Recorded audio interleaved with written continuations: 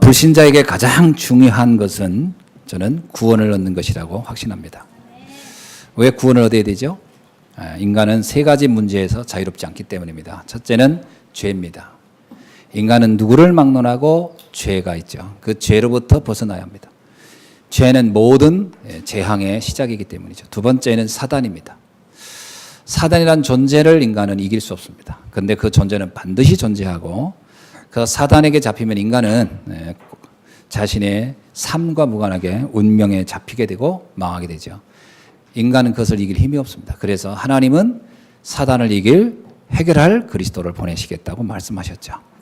그래서 불신자는 반드시 구원을 받아야 합니다. 그리고 마지막 인간은 영적 존재예요. 그래서 인간이 죽으면 그로 끝이 아니고 반드시 영원한 나라로 갑니다. 그것이 지옥이든 천국이든 갑니다. 어떤 사람이 그러더라고요. 목사님 죽어봐야 아는 거 아닙니까? 하는데 그 놈이 때가 늦습니다. 죽은 다음에 알면 미리 준비하고 가는 겁니다. 영원한 나라를 준비하고 가야 되죠. 근데 어떻게 구원을 받느냐? 착하고 바르게 살아서 구원을 받을 수 없습니다. 인간의 의는 절대적이지 않기 때문에 그렇죠. 인간이 만들어낸 도덕과 윤리는 시대에 따라서 문화에 따라서 국가에 따라 다 다르기 때문에 그것으로는 절대 구원을 얻을 절대적 조건이 못 됩니다. 오직 하나님이 보내신 그리스도, 그 그리스도를 우리가 믿고 알을 때 우리는 구원을 얻게 되는 것이죠. 그래서 불신자에게 가장 중요한 것은 구원 얻는 것이다. 그러면 구원 얻은 성도에게 무엇이 필요하겠습니까? 구원 얻는 성도들에게는 나의 한계를 뛰어넘을 수 있는 힘이 있어야 돼요. 우리는 구원을 받고도 내가 가지고 있는 한계 때문에 거기에 늘 매여 있어요. 그 한계 앞에서 좌절합니다. 한계 때문에 무너져요. 한계를 뛰어넘을 수 있는 힘을 가져야 되는데 그 힘을 어디서 갖느냐 하는 겁니다. 그 힘의 근원이 기도입니다. 기도는 나의 한계를 뛰어넘는 것이다. 자, 그런데 그래서 기도가 되어지면은 굉장한 축복입니다. 그래서 기도가 되어지면 문제는 기도가 안 되어진다는 데 있습니다. 기도가 안 되어집니다. 왜냐? 기도를 할 수 없는 상태에 있는 거예요. 그 기도를 안 한다가 아닙니다. 기도는 하고 싶은데 기도가 안 되는 거예요. 그럼 왜 기도가 안 됩니까? 안 되는 이유가 있어요. 세 가지 문제 때문에 안 됩니다. 첫째는 뭐냐? 나의 생각이 딱 잡혀 있어요. 우리는 오랫동안 살아오면서 받은 여러 가지 학습된 게 있습니다. 그거 중에 하나가 뭐냐면 인간의 한계라는 것이 굉장히 명확합니다. 그리고 그 한계 안에서 우리는 살아왔습니다. 이 한계라고 하는 것을 이미 우리는 정해놨어요. 그러니까 그냥 그 한계를 순응합니다. 생각이 불신앙이라고 하는 것이 이미 생각 속에 자리를 잡고 있어요. 그래서 이 한계를 뛰어넘는다 불가능합니다.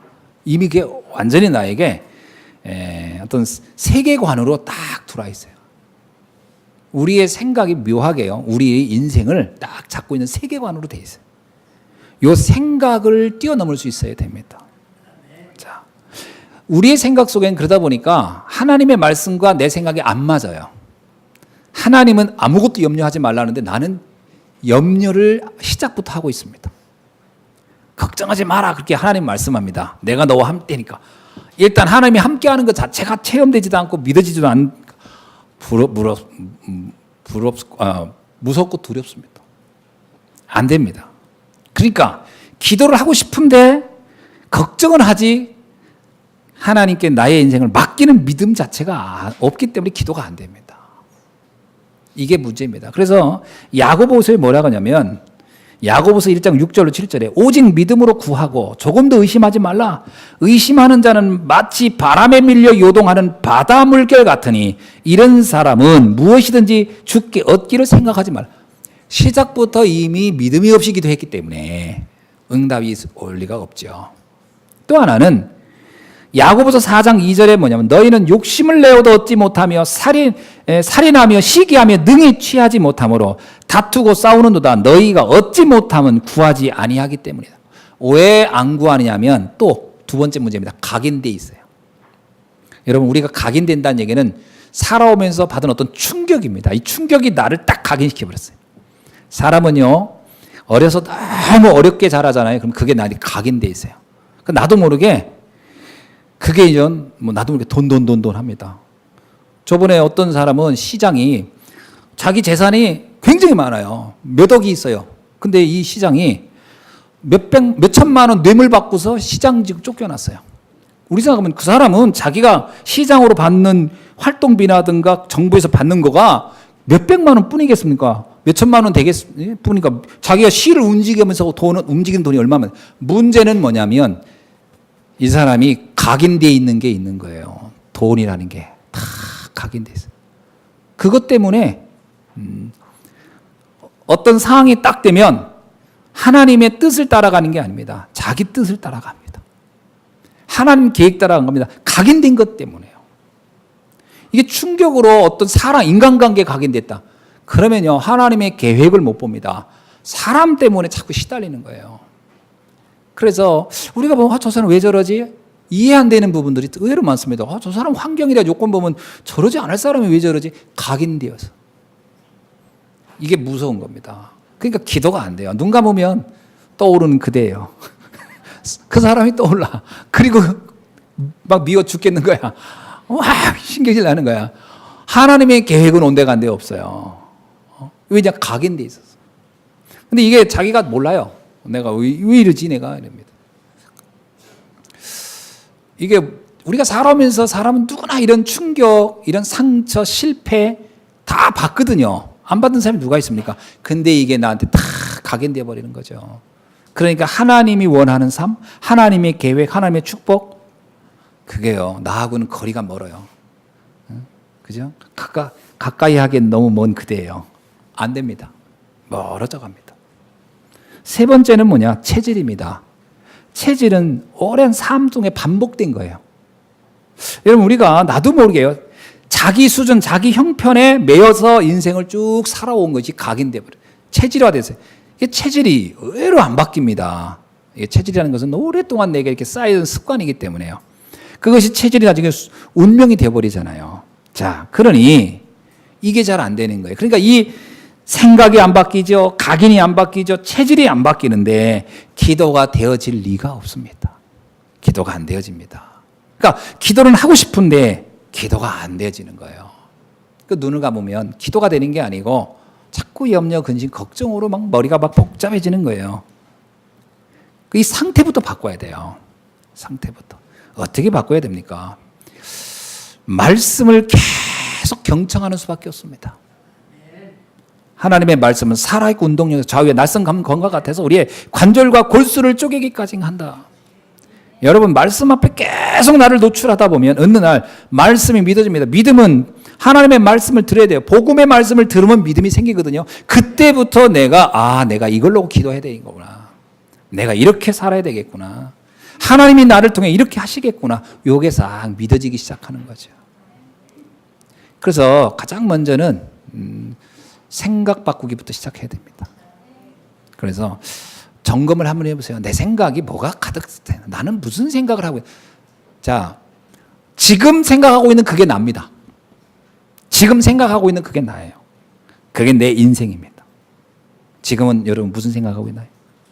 무슨 생각하고 있어요? 돈이 있어야 되는데 돈에 매여 있는 인생이 될 겁니다. 지금 생각하고 있는 그게 나라니까요. 주의 뜻을 위해 살아야 돼. 그게 납니다. 그 사람은 주의 뜻을 위해 살게 될 겁니다. 그 중요한 건 지금 생각하고 있는 그게 나라는 거예요. 이 부분이 되어져야 우리는 힘을 갖게 됩니다. 진짜 힘이에요. 영적인 힘. 하나님이 주신 힘. 그 힘이 내게 딱 생기는 거죠. 오늘 말씀을 보면 중요한 단어가 나옵니다. 한번 그 21절 한번 읽어볼까요? 9장 시작. 토기장이가 진흙 한 덩이로 하나는 귀히 쓸 그릇을 하나는 천이 쓸 그릇을 만들 권한이 없느냐. 아멘. 그렇죠. 토기장이가 도공의 생각 따라서 이런 그릇도 만들고 저런 그릇도 만들 거라는 거죠. 귀하게 쓸 그릇도 만들고 천한 그릇 중에 제일 천한 게 뭔가요? 개 그릇인가요? 이제 그릇을 만드는 거예요. 이거는 이 토기장이 마음이라는 거예요. 자, 이 말은 무슨 얘기입니까? 이 땅의 모든 것은 하나님의 계획 속으로, 하나님의 계획 따라 움직인다라는 겁니다. 이해됩니까? 이 세상의 모든 건 하나님 계획 따라 움직이는 거예요. 누가 뭐라 해도 우리의 생사화복 하나님의 계획 따라 움직이는 것이다. 그래서 19절에 한번 볼게요. 잠언 7 시작. 혹 네가 내게 말하기를 그러면 하나님이 어찌하여 흠을 하시느냐 누가 그 뜻을 대적하느냐 하리니. 그러니까 하나님의 뜻 따라 움직이는데 과연 우리가 그 하나님 뜻이 왜 이렇습니까? 라고 너희들이 나한테 대적할 것이 없다. 하나님은 그 뜻을 따라 모든 걸 움직이고 있다. 그럼 어떻게 돼요? 내가 그 하나님 뜻을 따라가면 돼요. 내가 하나님 뜻을 바꾸려 하지 말고 내가 하나님 뜻을 따라가면 돼요. 근데 보통은 어떠냐면 내 뜻을 정해놓고 하나님 내 뜻을 좀 따라오세요 하거든요. 하나님은 내 뜻을 따라올 생각이 없습니다. 하나님의 뜻을 따라오기를 원하고 있어요. 그래서 우리가 하나님 뜻을 따라가면 그것이 가장 성공하기 쉬운 겁니다. 얼마 전에 그 문창근 총리 지명자가 어떤 교회에서 한 강연 때문에 그 결국은 낙마하고 말았잖아요. 막 사람들이 저 친일파라고 해서 막 했어요. 근데 그 사람이 한 강연 내용을 제가 다 들어봤습니다. 한번 쭉 뭐 도대체 뭔 얘기를 했길래 이게 친일이라는 소리를 들었을까. 딱 들어보면서 느낀 게 뭐냐면 두 가지였습니다. 하나는 불신자는 오해하겠구나. 일단 불신자는 오해하겠구나 싶은 거고, 또 하나는 원래 뜻은 저게 아닌데 사람들이 잘못 이해하는구나. 그래서 흔히 이런 말이죠. 난독증 환자라고. 글을 읽는데 전혀 엉뚱하게 해석하는 사람을 난독증이라고 하죠. 사람들이 의미를 잘 이해를 못했구나. 이런 거예요. 또 하나는 오해 소지는 있다. 이런 생각을 했어요. 근데 여러분, 요셉이 감옥으로 갑니다. 또 요셉이 노예로 가요. 요셉이 거부할 수가 없는 겁니다. 그럼 정해진 길이에요. 그죠? 요셉이 가요. 노예로 가고 감옥에 갑니다. 그래서 요셉이 이게 하나님의 뜻이다 그럽니다. 그러면 노예로 가는 거를 좋다는 얘기입니까? 감옥으로 가는 게 좋다는 얘기입니까? 그런 뜻이 아닙니다. 그건 피할 수 없는 길이었기 때문에 그 안에서 하나님의 계획을 찾아내면 된다는 거예요. 이 문창근 씨가 한 얘기가 그예요. 우리가 36년이라는 이 일제 침략기를 맞이한 것은 우린 피할 수 없는 운명이었다는 거예요. 왜? 우리가 준비 안 했으니까. 준비 안 했으니까. 일본은 근대화됐고 우리는 안 돼 있으니까. 그런데 다행히도 이 사건을 통해 우리는 눈을 떴다 이거예요. 근대화에 대해서. 뭔가 준비하면 된다는 거예요. 그래서 다행이다. 그게 하나님 뜻이었다고 난 생각한다. 이런 얘기를 했어요. 그건 일제 36년을 칭찬한 게 아닙니다. 좋다는 게 아니에요. 야, 일본 36년간 우리 침략한 걸 너무 잘했다. 이 말이 아닙니다. 피할 수 없는 운명적 사건인데 이거를 나는 이렇게 해석하면 좋겠다. 이런 얘기였어요. 근데 그거를요, 친일이라는 식으로 딱 했더라고요. 저건 기독교적인 사고, 기독교적인 신앙적 세계관을 이해 못한 데서 오는 문제구나. 근데 저는 그래요. 불신자는 그렇다고 합시다. 불신자들은. 기독교를 모르니까. 문제는 기독교인 안에서 문제예요. 기독교인들조차 그거를 친일이라는 식으로 해석을 했다는 거예요. 저는 친일이냐 아니냐 이 말을 하는 게 아닙니다. 그 말의 의미를 기독교인조차 이해 못한다는 것은 도대체 기독교가 뭔가? 기독교가 도대체 뭔가? 이 생각을 하게 되는 거예요. 정말 영적인 세계를 보는 세계가 없구나. 과연 그 사람들이 요셉이 이해되겠나? 그들이 스데반의 죽음이 이해되겠나? 초대교회 성도들의 순교가 이해되겠나? 그런 수준의 기독교라면, 그렇다면 그냥 돈 잘 벌고 부귀영화 누리는 것만 하나님 축복이라고 보지 않겠는가? 그런 수준이 기독교인가? 그렇다면 이 한국 기도에는 희망이 없구나. 기독교는 그런 게 아닙니다. 우리가 잘 되고 잘 먹고 잘 사는 게 하나님 뜻이 아닙니다. 하나님이 세계를 구원하고자 하는 그 계획을 깨닫는 게 하나님의 계획이에요. 그걸 이해하면 돼요.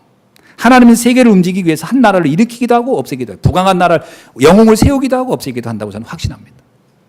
그게 이해돼야 되거든요. 근데 많은 사람이 그런 부분이 이해를 못하고 있다는 거죠. 참 안타깝죠. 자, 그러는 과정에서 보면 불신자들의 성공에 대해서 여러분 어떻게 해석합니까? 불신자들이 성공한 사람 많잖아요. 어떻게 생각합니까?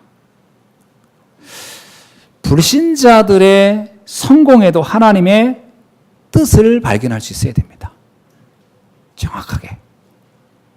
악인들 중에 잘 되는 사람이 있습니다. 악인들 중에도 성공하는 사람이 있습니다. 거기에 하나님의 뜻이 뭔지를 발견할 수 있어야 됩니다.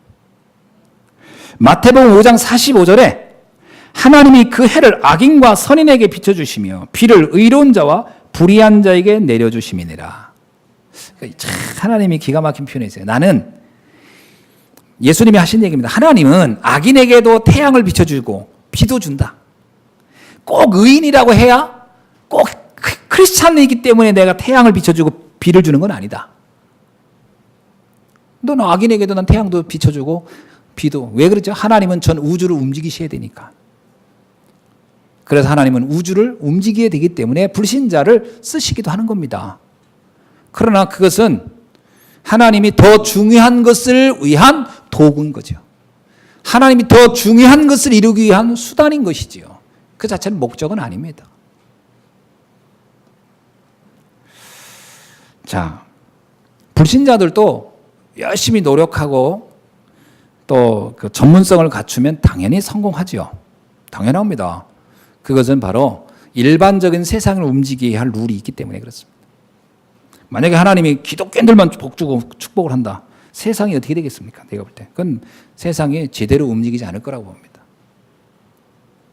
그런데 제가 이제 불신자들을 가운데도 보면 참 모범적인 분들이 많아요. 존경할 만한 분들이 많고 우리가 좀 삶에서는 참 본으로 삼을 만한 분들이 많이 있습니다. 근데 문제는 그렇게 성공한 것 같아도 그것이 곧 행복을 전제한 것은 아니라는 거죠. 아무리 세상에 성공해도 어느 날 다가오는 재앙을 막을 수는 없습니다. 그래서 모든 인간은 그리스도가 필요한 겁니다. 성공은 할 수 있으나 그리스도가 필요한 거예요. 저는 그 삼성 이병철 회장이 죽음을 맞이하기 한 달 전에 그 어떤 신부에게 보낸 24가지 질문에 관해서 제가 보면서요. 되게 많은 걸 생각했어요. 이 사람이 참 많이 방황한 사람이구나. 그러니까 돈은 많았고 명예도 있고 성공한 사람이었는데 영적으로는 참 방황한 사람이구나. 그 중에 대표적인 질문을 몇 가지 제가 뭐 24가지를 다 쓸 수는 없고 써오기는 16가지 썼지만 오늘 이 시간 뭐 시간이 제약이 있어서 다 할 수는 없습니다. 몇 가지만 한번 읽어볼게요. 신의 존재를 어떻게 증명할 수 있나요? 왜 신은 자기 자신을 똑똑하게 드러내지 않는가? 이게 첫 번째 질문이에요. 두 번째, 신은 우주 만물을 창조했다고 하는데 어떻게 증명할 수 있는가? 신은 인간을 창조했다는데 진화와는 어떤 관계가 있는가? 참 나름대로 질문을 많이 한 거예요. 네 번째, 과거로 무병장수 시대를 열고 신의 존재 유무를 가릴 수 있다는데 이것이 가능한 게 있는가? 신은 인간을 사랑한다면서 왜 인간에게 고통과 불행과 죽음을 주었는가? 뭐 그러는 중에 이런 얘기도 있습니다. 예수는 우리의 죄를 대신해 죽었다고 하는데 우리의 죄란 무엇이며 왜 신은 인간에게 죄를 짓도록 내버려 두셨는가? 뭐 이런 질문들. 그 다음에 또 뭐라고 합니까? 하나님만 믿으면 천국 간다고 하는데 무신론자들 중에 착한 사람은 어떻게 되는가? 질문이에요. 이거에 대해서 이제 어떤 신부가 대답한 거 봤는데 저는 이게 보면서 하는 얘기가 이렇게 대답해가지고 그분이 감동하겠나 싶더라고요. 저는 한 가지 확실한 게 있었습니다. 복음을 알면 답은 간단합니다. 복음을 알면 간단해요. 뭐 구구절절 설명할 필요가 없습니다. 현장을 가보세요. 귀신 들린 사람 보세요. 그리고 그 사람에게 석가를 계속 얘기해 보세요. 그게 해결되나? 안 됩니다. 예수 그리스도의 이름을 선포해 보세요. 신기하게 해결됩니다. 저는 해봤습니다. 사람을 착하게 바르게 살라고 할 수는 있습니다. 그러나 그에 붙잡고 있는 흑암의 문제를 해결하는 것은 그리스도밖에 없어요. 방법이 없습니다. 며칠 전에요. 저한테 어떤 분이 염주 막 1000개 있는 거 저 다 주고 갔어요. 그래서 제가 가지고 있고 책도 불교 책도 이만큼 막 경전이 그분하고 얘기하면서 복음 좀 설명했는데 금방 알아들어요. 맞다는 거예요. 제가 그렇게 열심히 공부하고 했지만 제가 딱 차 탔는데 불경 소리 나오더라고. 뭐 이게 제가 그 사람 비웃으려는 게 아니고 그분이 계속 시달리는 거예요. 그걸 계속 듣는 겁니다.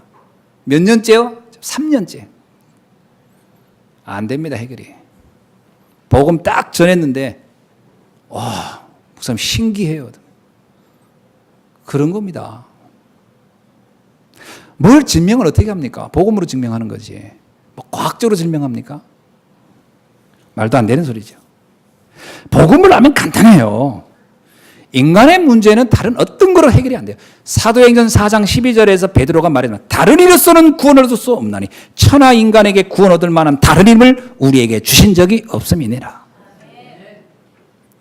요한복음 14장 6절에서 요한이 말합니다. 내가 곧 길이요 진리요 생명이니 나로 말미암지 않고는 아버지께 갈 자가 없느니라. 예수님 자신이 길이고 예수님 자신이 진리고 예수님 자신이 생명이기 때문에 그분을 통해서만 우리는 하나님을 만날 수가 있어요. 그래서 예수님 말합니다. 나를 믿을 때 네가 사망에서 생명으로 옮겼느니라. 그렇습니다. 믿는 순간 끝나는 거예요. 그거면 증명 충분한 거잖아요. 저는요, 이병철 씨를 만약에 만났다면 이 복음을 전해주고 함께 이 복음의 능력을 보여줬더라면 이런 질문은 더 이상 할 필요가 없겠죠. 이런 질문들이 뭐 학문적으로 어떻게 이걸 증명합니까? 현장을 보는 거죠. 유명한 어느 신학자가 말했습니다. 우리가 알기 때문에 믿는 게 아니다. 믿고 나면 알아지는 것이다. 그랬어요. 믿음으로 체험하면 알아지는 겁니다. 이 응답이 오늘 우리에게 있어야 될 줄로 믿습니다. 왜 그렇죠? 하나님은요, 우주를 다 움직이고 계세요. 그 하나님의 능력을 조금만 체험하면 우리가 가지고 있는 지식과 경험들이 얼마나 보잘것없는 것이며 얼마나 부분적인 것인가를 인정하게 되고요. 그러면서 인간이 할 수 없는 한계 넘어 역사하시는 하나님의 기적과 능력을 체험하게 되는 줄로 믿습니다. 간단한 겁니다, 사실은요. 그래서 성공자들의 영적 상태를 우리가 잘 봐야 돼요. 참 인간이라고 하는 존재가 어마어마한 것 같지만 참 허약하게 이를 데 없어요. 하나님을 모르는 인간은 정말 불쌍한 겁니다. 저는 SK그룹의 최태원 회장이 무속인 출신인 김원홍 씨의 말을 듣고 수천억 원의 선물 투자를 했다가 다 날렸다고 합니다. 근데도 이 사람이 이걸 후회하지 않는다는 거예요. 왜? 자기가 가장 존경하는 사람이 하라고 해서. 근데 재미있는 것은 이 최태원이라는 사람은 시카고 대학교 경제학 박사 학위를 가졌어요. 근데 그 사람에게 조언한 사람은 학문이 고등학교도 안 나온 무속인입니다. 근데 무속인의 말을 듣고 수천억을 투자하는 박사예요. 이게 인간의 어리석음입니다. 영적 세계는 배움하고는 아무 상관없어요. 국회의원들한테 감사패 받은 무속인들이 그렇게 많대요. 그게 뭐냐면 이게 출마해서 당선되냐 안 되냐가 무속인의 말로 좌우된다고 생각하는 거예요. 그러니까 얼마나 웃기는 세상입니까? 더 재미있는 얘기할까요? 전국경제인연합회가 신사옥을 지어놓고 입주를 2013년 1월에 해야 되는데 못했어요. 왜 못했는지 이유가 재미있어요. 1년을 그 심사옥을 비워놨습니다. 왜 사옥을 비워놨냐면 무속인이 말했어요. 회장실 위치가 잘못됐으니 그 회장실 위치를 바꾸기 전에 지금 입주하면 경제인연합회 문제는 계속 올 것이다. 그 말 한마디에 수백억 전 원 건물에 입주를 못하고요. 1년을 비워놨다가 금년에 들어갔대요. 이게 인간입니다. 참, 얼마나 웃기는 겁니까? 뭐 굉장할 것 같지만 영적으로는 너무 무지한 상태예요. 한보그룹 정태수 회장은 역술 경영인의 대표적인 주자죠. 그분이 직원을 뽑을 때 자기는 사주간상 보고 뽑는다 그랬어요. 애초에 사업을 시작할 때도 역술인이 사업 한번 해보라 이 말 듣고 했고요. 그 사람이 당진에 가서 한보 철강할 때도 서해안 쪽으로 가서 하면 성공할 거라고 했어요. 성공했습니까? 나라를 IMF 만드는데 일조했고요. 본인은 완전히 망했어요. 안 되게 돼 있는 겁니다. 참, 이런 일들이 너무 많아요. 인간의 영적인 상태가 너무 허약하고 사단에게 잡혀 있으면요, 그 모든 학문과 지식이 아무 의미가 없어요. 그래서 하나님께서 그리스도를 이 땅에 보내신 겁니다. 그리스도가 아니면 안 된다는 거예요. 내 인생의 운명 사주팔자 다른 건 절대 안 바뀝니다. 정말 복음을 아는 순간부터 운명이 바뀌는 줄로 믿습니다. 그래서 우리가 분명히 알 것이 뭐냐? 하나님은 토기장이요, 우리는 진흙이라는 겁니다. 창조주와 피조물이 명백하게 다른 거예요. 하나님이 우주를 만드시고 인간을 만드셨어요. 그리고 우리를 창조하셨어요. 우리는 진흙이 불과한 거예요. 이 진흙 같은 우리가 왜 이렇게 존귀한 존재가 되냐? 우리 안에 하나님의 형상인 영이 들어왔기 때문에. 그래서 인간은 만물의 영장이라 하는 겁니다. 사실 우리는 호랑이만도 못하고요, 사자만도 못하고 그런 힘이 있습니까? 없잖아요. 그런데 신기하게도 그 연약한 인간이 사자와 호랑이를 다스릴 수가 있어요. 난 더 재미있는 건요, 물고기를 훈련시키는 걸 보면 인간은 대단해요. 물개 훈련시켜가지고 이렇게 하자. 물개. 그 물고기지 그게 뭡니까? 물개. 뭐 동물이라고는 하지만 물속에 돌고래. 그래, 물개는 그렇다 합시다. 돌고래를 훈련시켜가지고 막 서커스했어. 신기하잖아요. 그거 안 신기합니까? 야, 인간은 참 대단하다. 인간이, 그럼 우리가 얘기한 겁니까? 물개한테 야, 돈 줄 테니 해줄래? 뭐 그래서 한 게 아니에요. 지배하는 겁니다. 지배. 하나님의 형상을 가진 인간이 창세기 1장 28절에 생육하고 번성하고 충만하고 정복할 것이다. 땅에 있는 거, 하늘에 있는 거, 바다에 있는 거, 물속에 있는 거 다 인간은 지배할 것이다. 하나님의 말씀 그대로 인간은 지배. 그 힘이 어디서 나오느냐? 다른 세우는 게 아니에요. 하나님의 형상을 지녔기 때문에. 인간은 영적 존재예요. 대단한 겁니다. 그래서 제가 그 얘기 했더니 어떤 분이 그러더라고요. 목사님, 돌고래만 하는 줄 아세요? 까치도요, 훈련시키면 집에서 키울 수 있습니다. 그러더라고요. 난 어떻게 저 까치가 가능해요? 했더니 몰라서 그렇지. 까치의 원리를 알면 되는데, 까치가 부화하기 전에 딱 부화할 때 기다렸다가 딱 부화할 때 얼굴을 보여주면 그게 엄만 좋아한대. 첫 번째 본 사람을 절대 안 떠난대요. 한번 해보세요, 여러분. 기러기도 그렇게 한대요. 기러기를 어떻게, 저번에 봤잖아요. 그 행글라이더 타고 가는 사람이 기러기를 쫙 데리고 가더라고. 기러기 떼를. 그 아름다운 비행이라는 영화도 있죠. 근데 그거 싫어합니다. 그 어떻게 그러면 기러기를 이 사람이 다 몰고 다니니까 몇십 마리를? 이유가 뭐냐면 부화할 때 딱 보여준대요. 그 인간이 알고 있는 거지. 그러면 이 기러기가 딱 나오는 순간 처음에 본 그 사람을, 근데 이 사람이 이제 기러기 옷을 입고서 이렇게 뼈 조각에 이렇게 하고 이렇게 기러기 비슷하게 털하고 이러고서는 보여주는 거지. 그러면 이제 그날부터 이 사람을 이제 자기 엄마인 줄 알고 다 쫓아나옵니다. 쫄쫄쫄쫄. 신기하죠. 그래서 엄마가 비행기 타고 날르면 자기도 날르고. 인간은 다 다스릴 수가 있어요. 어디서 온 것이냐? 하나님의 형상. 여러분, 그래서 하나님의 창조의 능력은 어마어마한 겁니다. 이걸 알면은 우리가 하나님을 만나는 것이 다구나, 하나님을 아는 것이 모든 축복의 시작이고 결론이구나를 답을 내야 할 줄로 믿습니다. 21절에 뭐라고 얘기합니까? 한번 볼까요? 21절에 이렇게 얘기합니다. 토기장이가 진흙 한 덩이로 하나님이 귀히 쓸 그릇을, 하나는 천이 쓸 그릇을 만들 권한이 없겠느냐. 이 세상은 하나님의 뜻에 따라 돌아가고 있다고 하는 것이죠. 그래서 하나님의 뜻에 나를 맞추면 됩니다. 아멘. 그러면 가장 축복된 인생을 살다 가는 줄로 믿습니다. 그래서 성경에 나오는 믿음의 사람들을 가만히 보세요. 그들이 자기의 뜻을 놓고 하나님 내 뜻을 맞춰주세요 하지 않고요, 자기를 하나님의 뜻에 자기를 맞춘 사람들이에요. 다니엘 보세요. 에스더 보세요. 엘리야, 엘리사. 그들의 공통적인 것은 모세. 전부 다 하나님의 뜻에 나를 맞춘 사람들이다. 그러면 인생이 축복됩니다. 한번 여러분 가만히 생각해 보세요. 하나님의 뜻에 나를 맞춰보자. 따라합시다. 하나님에게 나를 맞추자. 그게 축복의 비밀입니다. 근데 보통 신앙생활을 이렇게 하거든요. 내 생각, 내 계획 다 세워놓고 하나님 거기에 좀 맞춰주세요. 이거는 순서가 안 맞아요. 그래서 안 되게 돼 있습니다. 그래서 뭐라고 나오면 20절에 보세요. 이 사람아, 내가 누구이기에 감히 하나님께 반문하느냐. 지음을 받은 물건이 지은 자에게 어찌 나를 이같이 만들었냐 말하겠느냐. 그래서 하나님께 의문을 제기하지 말라는 거예요. 토기장의 마음대로 우리를 택하고 부르셨다는 거예요. 저는 가만히 생각해 보세요. 왜 하나님은 예루살렘의 그 똑똑한 예루살렘의 그 사람들을 부르지 않고 저 갈릴리 사람을 불렀을까? 그건 하나님 마음이에요. 저는 생각해요. 하나님은 왜 나같이 부족한 사람을 불러서 하나님의 뜻을 행하시고 하실까? 그건 하나님의 마음이에요. 시간이 지나고 나면 그랬구나. 저는 깨달아질 거라고 봅니다. 그죠? 왜 갈릴리 사람이었죠? 시간이 지나고 안 거예요. 갈릴리 사람이야만이 시대를 살릴 수 있었어요. 왜? 예루살렘 사람의 가장 큰 문제는 뭐냐면 자기 생각이 너무 많아.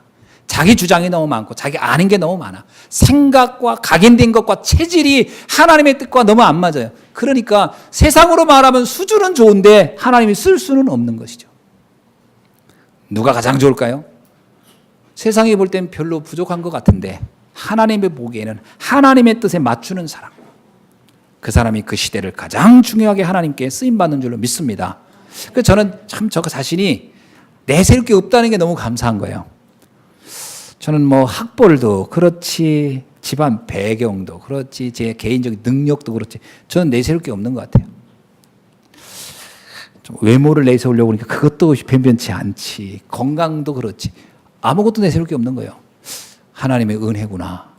하나님의 은혜. 내가 나 된 것은 하나님의 은혜로다. 전 그 말이 맞더라고요. 내가 나 된 것은 하나님의 은혜로다.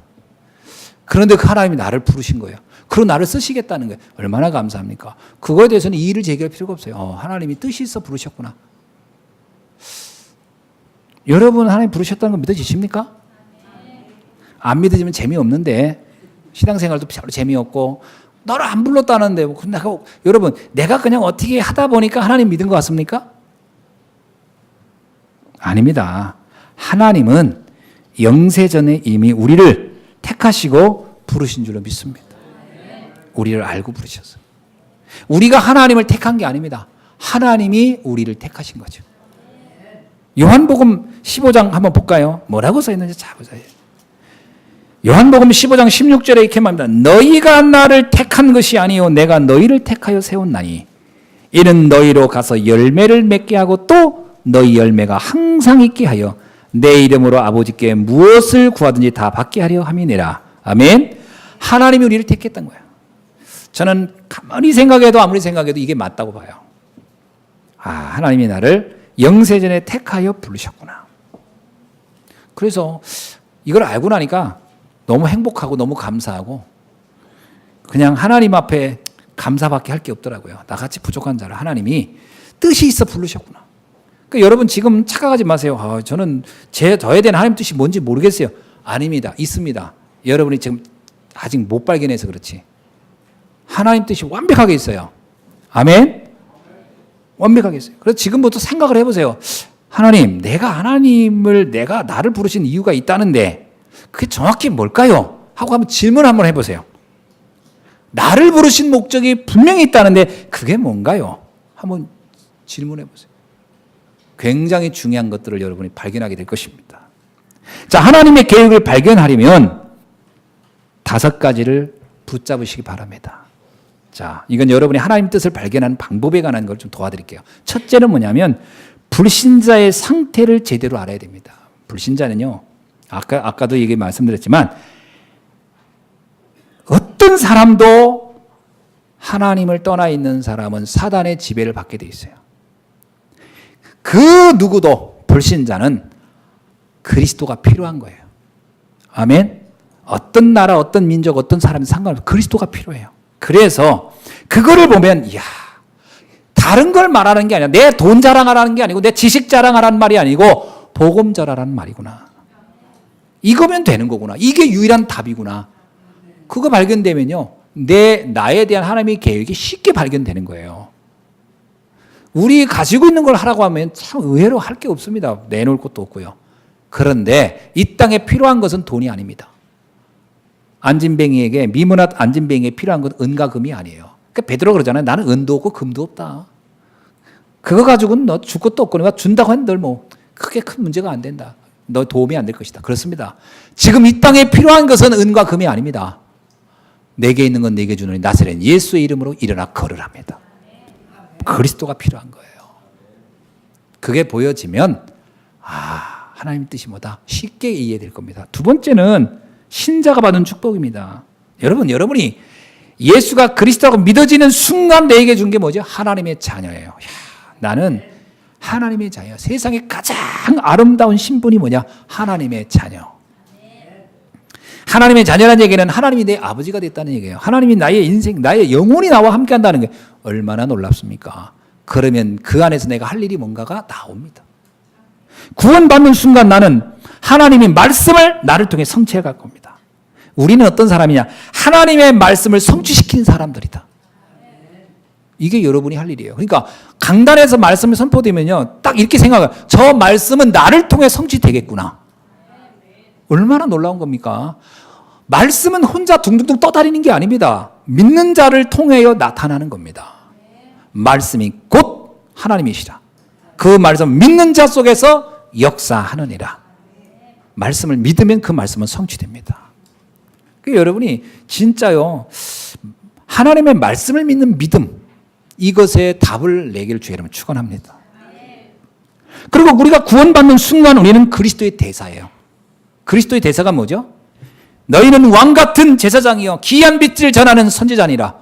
우리가 복음을 전하면요 현장의 흑암이 꺾입니다. 여러분 가정 가문에 목사님 저희 집안은 너무 복잡해요, 힘들어요. 걱정하지 마세요. 여러분이 가정을 놓고 조금만 복음을 누리고 전해보세요.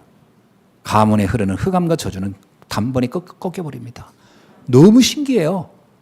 이거는 참 뭐라고 설명을 할 수가 없어요. 어떻게 이런 일이 일어날까? 그건 하나님만 하시는 거예요. 우리는 몰라요. 어떤 때는 하나님이 하시는 거구나. 제가 이 맛을 요만큼 본 것 같아요. 요만큼. 진짜 요만큼. 눈곱만큼 본 것 같아요. 그리스도면 되는구나. 다른 게 필요 없구나. 정말 이 맛을 여러분이 보시면, 여러분이 그리스도의 대사라니까요. 여러분이 복음을 조금만 누려보세요. 여러분의 사업 현장, 여러분의 직장, 여러분의 가정, 모든 현장에 변화가 일어나기 시작할 겁니다. 신기한 변화가 일어날 겁니다. 이렇게 하나님은 나를 축복하시려고 하는구나. 하나님의 계획은 우리를 축복하고 우리를 풍성케 하기 위한 겁니다. 내 인생이 풍성해지는 것은 하나님의 뜻이에요. 전 여기 여러분 삶이 앞으로 계속해서 응답이 나타날 것이라고 확신합니다. 그래서 의심하지 마세요. 절대로. 가장 큰 장애물은 나 자신이지 다른 데 있지 않습니다. 누구 때문에 안 돼? 아닙니다. 상관없어요. 도리어 핍박자가 많을수록 응답의 시간표가 더 빨리 옵니다. 하만이 그렇게 핍박을 하니까 에스더를 통해서, 모르드게를 통해서 이스라엘의 해방의 날이 더 빨리 왔어요. 위기가 올수록요 하나님의 축복이 크다고 믿어보세요. 목사님이 우리를 위로하려고 저런 얘기하는 건 아닙니다. 진짜입니다. 유능한 선장은 바람이 세게 불을수록 배가 빨리 가는 법이에요. 목적지에 빨리 갑니다. 여러분의 위기가 오면 더 큰 축복을 하나님이 예비해놨구나. 놓치지 마세요. 그리고 기도해 보세요. 하나님, 이 위기와 문제 속에 하나님이 원하는 게 뭡니까? 여러분, 골리앗을 만난 건 위기지요. 사실 인간적으로 말하면. 그러나 그것은 다윗에게는 왕이 되는 가장 빠른 지름길이었어요. 요셉에게 애굽에 가는 길을 다른 방법으로 가면 너무 오래 걸려요. 그러니까 그냥 팔려간 거예요. 가장 빠르게. 위기는 더 큰 축복에 가는 지름길이다. 누구에게요? 그리스도의 언약을 잡은 사람에게. 이거 모르면, 이건 영적인 세계이기 때문에 이걸요 육신적으로 해석하면 절대 답이 안 나오는 겁니다. 절대 답이 안 나와요. 육신적으로 해석하면 저게 재앙이지 무슨 복입니까? 이렇게 나옵니다. 아닙니다. 영적으로 보면 축복입니다. 우리가 구원받는 순간 천국의 배경이 생기는 겁니다.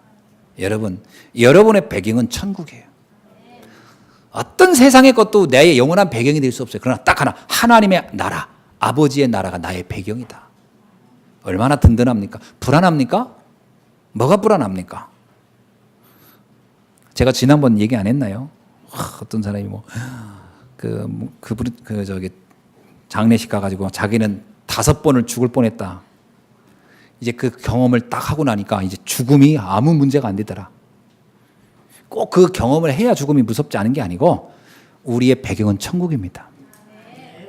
아무것도 걱정할 게 없어요. 아멘? 담대하시기 바랍니다. 우리가 구원을 받는 순간 사단을 이길 권세를 주님은 우리에게 주셨어요. 이거를 여러분이 기도를 가지고 사용하기를 주의 이름으로 축원합니다. 그래서 기도를 가지고 사용하세요. 신분과 권세를 한번 사용해 보세요. 목사님, 내가 있는 현장이, 내가 있는 일들이 너무 복잡한데 어떡할까요?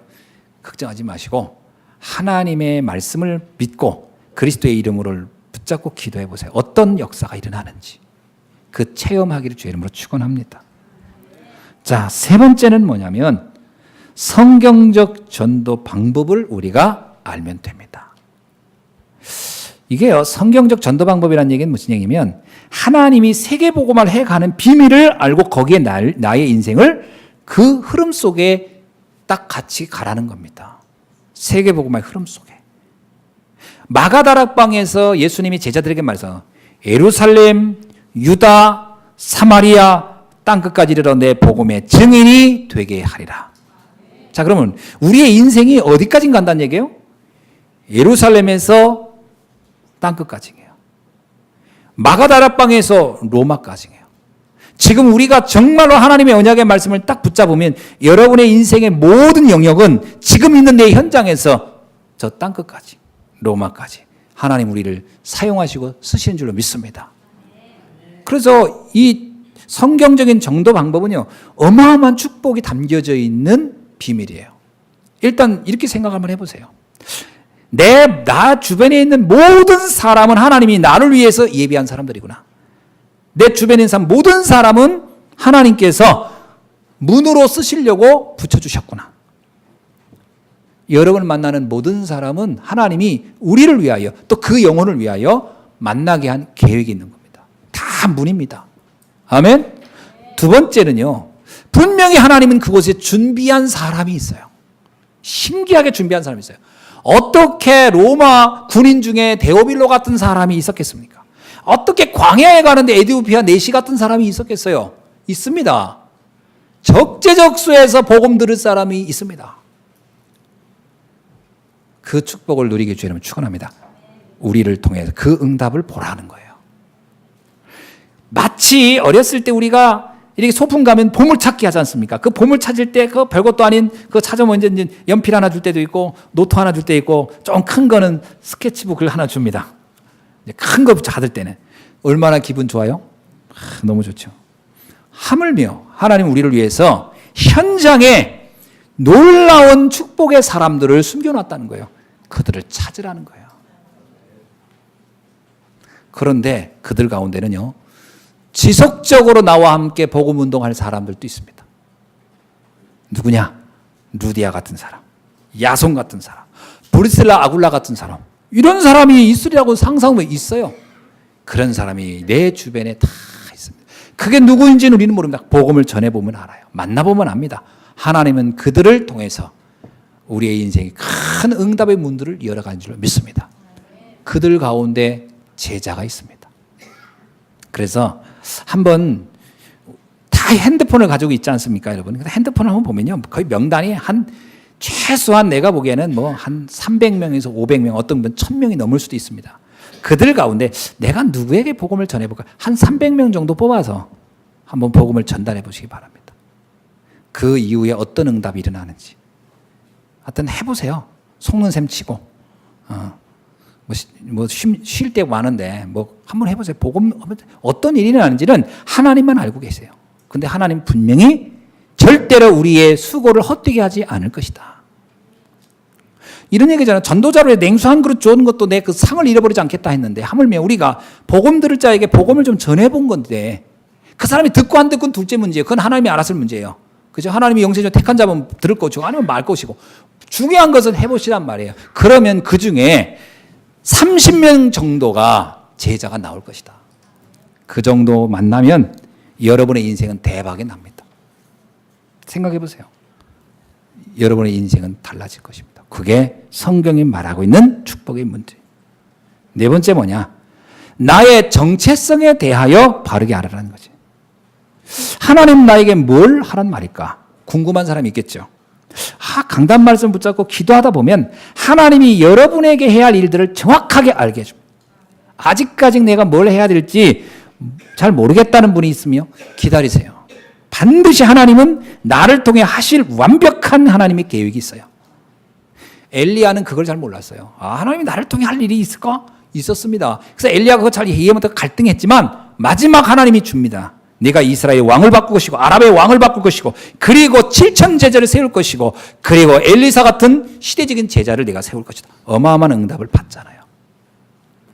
근데 그게 젊어서 깨닫는 사람도 있지만 나이 먹어서 든 분도 많습니다. 근데 아무 상관없어요. 다윗이라든가 요셉은 아주 일찍 깨달았지만 그러나 모세는 또 늦게 알았어요. 모세는 80에 알았어요. 아, 이게 나를 부르신 하나님의 계획이구나. 그 이후에 모세는 역사상 최고의 응답을 받습니다. 아무 상관없습니다. 지금부터 분명히 하나님이 나에게 대한 계획이 있거든요. 그거를 여러분이 기도하면서 찾아보길 주님을 축원합니다. 많은 사람들이 그런 얘기 하잖아요. 막 능력을 막 하고 뭘 한 다음에 이거 하겠다. 아닙니다. 하나님의 그 뜻 안에 있으면 정확한 시간표 따라서 내가 해야 될 일들을 하나님은 사건을 터뜨려 줍니다. 보세요. 내가 언약 속에 있으면 하나님은 축복의 사건을 터뜨려 줍니다. 다윗이 한 일이 뭐죠? 다윗이 한 일이 양치는 일이고 악기 끼는 것밖에 없었어요. 그럼 우리는 이렇게 생각합니다. 야, 다윗아, 만약에 다윗의 아버지라면 이거 열심히 해가지고 이거 전문성 가지고 이거 밥 먹어야 할 거 아니냐. 그렇게 말했을 거예요. 이거 열심히 키워야 할 거 아니냐. 남들이 감동할 만큼. 또 양을 좀 제대로 해라. 양도 젖도 많이 짜고서 그거 팔아가지고 너가 먹고 살아야 될 거 아니야. 아마 이렇게 얘기했을지 모릅니다. 그렇겠죠. 순서가 그게 아닙니다. 그 다윗의 아버지는 그렇게 하지 않았어요. 하나님의 언약 속에서 네 인생을 걸어라. 하나님의 뜻에 네 인생을 맞춰라. 그게 다다. 다윗은 그래서 혼자 양을 치면서 하프를 하면서 혼자 시편 23편이 그겁니다. 어디든 행복하고 감사한 거야. 언뜻 보면 완전 건달이야. 날건달. 언뜻 보면 다윗이 하는 게 날건달. 이거 좀 뭐 준비도 안 하고 좀 뭐 하고 있어. 그런데 임마누엘을 누리고 있는 거예요. 때가 되니까요. 하나님의 사건을 일으킵니다. 골리앗을 쳐들어오게 만든 거예요. 아람을 통해서. 블레셋 쳐들어. 그것이 거기 또 심부름을 가요. 근데 갔다가 보니까 저 골리앗 저거 내가 돌 한 번 던지면 죽을 것 같아. 그러면 될 것 같아. 이게요. 계산된 게 아닙니다. 준비된 게 아니고 그냥 그 사건을 하나님이 일으키시고 그 사건은 나에게는 아무 문제가 남들이 보면 야 저런 문제가 왜 일어나지 했지만 아닙니다. 다윗을 위한 하나님이 완벽한 사건이었어요. 블레셋이 그 시간 쳐들어온 건 누구를 위한 거냐? 다윗을 위해서였습니다. 아멘. 안 믿어지는가 보네. 그래서 아멘도 별로 안 하네. 여러분이 정말 언약 속에 있으면 말씀 속에 있으면 하나님이 나를 축복하게 사건을 일으킨다니까요.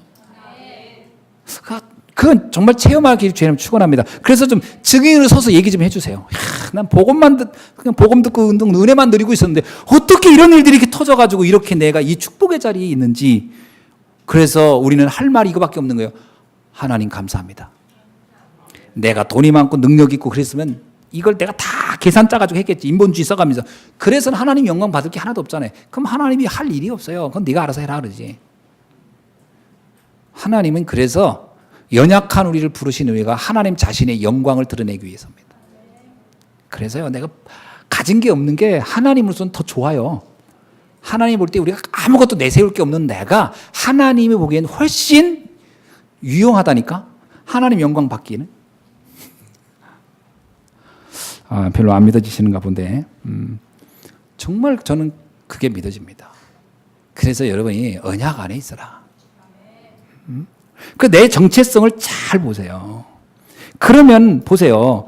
사도행전 9장 36절 43절 욥바의 다비다는 바느질하는 사람이었어요. 처음엔 그게 전부인 줄 알고. 그런데 아닙니다. 그것이 사회적 기업으로 하나님은 역사시킵니다. 브리스 아굴라는 그냥 텐트 만드는 사람이었어요. 아닙니다. 어느 날 하나님이 그를 선교적 기업으로 만드십니다. 그래서 바울을 도와 세계복음화 하게 만드셨어요. 처음부터 브리스 아굴라가 난 선교적 기업 해야 돼 이 생각 가진 겁니까? 아닙니다. 그들이 잡은 건 이겁니다. 하나님의 뜻에 내 인생을 걸겠노라. 하나님이 원하는 곳에 내 인생을 드리겠노라. 그게 그가 해줬던 결론이에요. 나머지는 주님이 알아서 다 하신 거예요. 여러분이 뭘 열심히 해야 된다 이 생각 이전에 하나님의 뜻을 위해서 살겠노라 하는 것부터 결론을 낼 수 있기를 주님을 축원합니다. 그러면 주님이 나의 인생 나머지를 이끌어 가실 것입니다. 생각해 보세요. 내 인생을 내가 이끌어가면 얼마나 피곤합니까? 근데 하나님이 내 인생을 끌고 가보세요. 얼마나 편하겠습니까? 그리고 척지적소에서 사건을 일으켜가면서 아주 그냥 하나님이 만날 사람 만나게 하고 응답받을 거 응답받게 하고 그러면 얼마나 행복합니까? 사업이라는 것도요, 이게 참 누가 그러더라고. 이 운때가 맞아야 되는데 근데 이게 말이 불신자는 운때지. 우리는 하나님의 시간표가 맞으면 되는 거예요. 하나님이 딱 그때 시간표. 하나님이 그 많고 많은 사람 중에 누구한테 그 시간표를 주겠어요? 세상에 수많은 믿음의 사람 중에 누구한테 시간표를 주겠어요? 저는 하나님의 뜻을 내 인생의 방향을 잡은 사람, 하나님은 그를 포기하지 않을 겁니다. 안 그렇겠습니까? 자, 말씀을 맺습니다. 이제 하나님이 쓰시기에 좋은 그릇으로 갱신하기를 주의 이름으로 축원합니다. 성경에 보니까 이런 말씀이 있어요.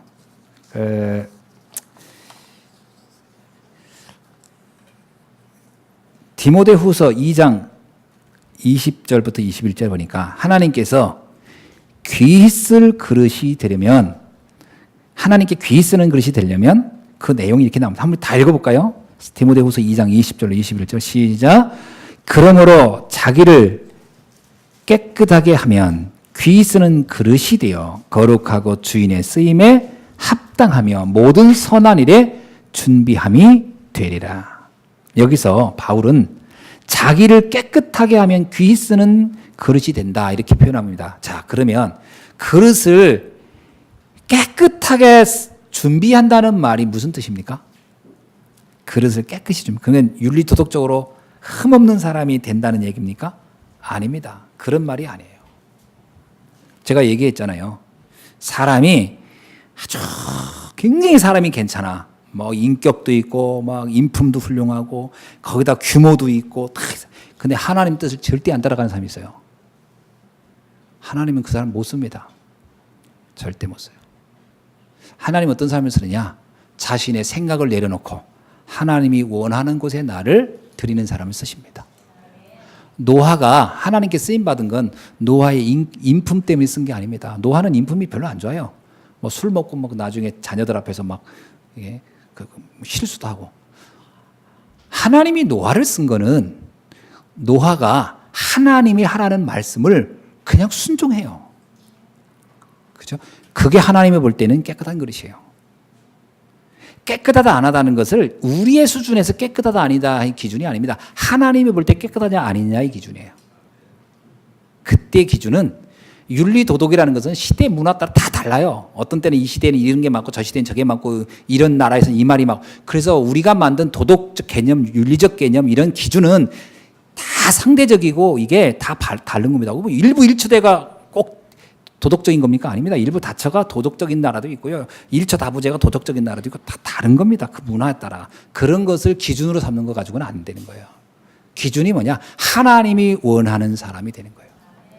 하나님이 쓰기 좋은 나의 생각, 주장 이런 걸 내려놔야 돼요.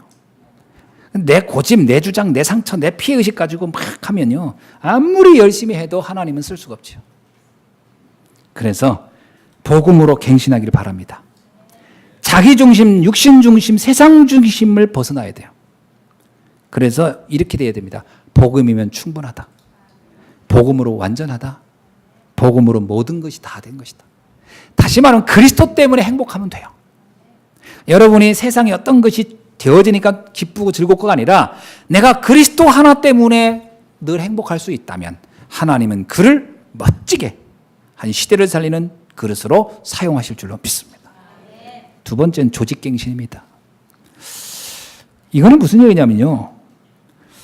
하나님은 우리가 지금 속해 있는 그 현장을 통해 내가 속해 있는 그 조직을 통해서 하나님은 하나님의 뜻을 이루려고 해요. 그럴 때 가장 생각을 바르게 할 게 하나 있습니다. 그게 뭐냐면 나 혼자라도 하겠다.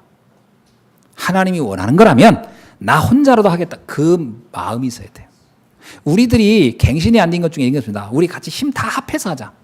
여러분 힘 합쳐서 하자가 하는 것이 어떤 면에서는요. 이게 하나님의 뜻보다는 내 자신이 가지고 있는 어떤 그 부담감을 이걸 덜기 위해서 하는 생각이거든요. 그래가지고는 하나님이 이 일이 안 갑니다. 내가 선두로 나서겠다. 깃발을 들고 그런 마음이 있어야 됩니다. 아멘. 그래서 여러분 혼자 할 것을 20명이 나눠서 해가지고 하나님의 일을 하는 게 아니고요. 20명 할 것을 나 혼자 하겠다. 그 마음 가지고 가면 하나님은 큰 역사를 이룰 줄로 믿습니다. 모세가요 바로왕을 만나러 갈 때 이스라엘 모든 장로들을 다 불러가지고 나 혼자 못 가겠다. 우리 다 같이 가자. 같이 죽고 같이 살자. 그 역사 안 일어납니다. 나 혼자 간다. 내가 가서 결판은 내가 난다. 주께서 나를 쓰시면 되는 거다. 그러면 내가 그러고 가야지요. 그 역사가 일어나지. 아멘. 주의 일을 할 때 서로 힘 합해서 합시다. 하다 보면 따라옵니다. 그리고 함께 힘 모아줍니다. 아멘. 그래서 나 혼자라도 하겠다. 주의 일은 나 혼자 하겠다. 그래야 됩니다. 그게 조직갱신이에요. 저는 교회 학교 남전도회 구역회 평신도 랩런트 선교 산업인 모임 다 난 비슷하다고 봅니다. 자꾸 이렇게 우리 힘 합해서 그래서 절대로 생명 살리지 못하고 하나님의 뜻을 이루지 못합니다. 그 현장에서 나라도 하겠다. 내 혼자 있어도 나는 이 조직을 난 살리겠다. 아멘. 우리 예수 한 께만 가지고도 천하는 살리겠다. 아멘. 그런 마음을 가지고 가야 되겠다. 나 혼자라도 우리 가문을 살리겠다. 나 혼자라도 내 현장을 살리겠다. 우리 회사에 직원이 이렇게 많지만 나 혼자라도 충분하다. 이 응답을 갖길 주님 축원합니다. 그러면 하나님은 역사하십니다. 그 다음에 마지막입니다. 미래갱신입니다. 미래에 남을 헌신을 준비할 수 있기를 바랍니다.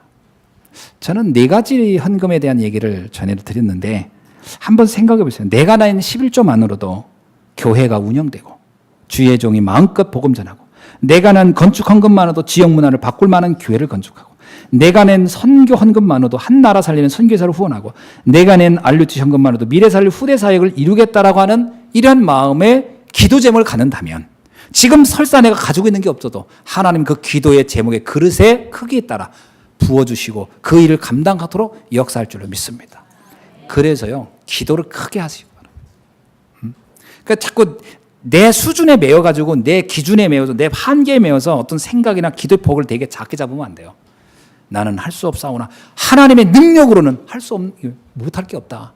내게 능력 주시는 자에서 내가 모든 것을 할 수 있느니라. 그 믿음 가지고 큰 기도를 할 수 있기를 주의 이름으로 축원합니다. 그래서 우리 후대에게 영원한 걸 남겨놓고 가자. 이 응답을 여러분의 평생의 기도 제목으로 붙잡고 쓰임받기를 주의 이름으로 축원합니다. 기도하겠습니다. 하나님 감사합니다. 우리 사랑하는 모든 주의 자녀들에게 오늘 또 우리에게 영원한 언약을 깨닫게 하여 주시고 정말로 하나님이 주신 최고의 주역으로 최고의 응답자로 살아가게 하옵소서. 살아계신 우리 주 예수 그리스도의 이름으로 기도하옵나이다. 아멘.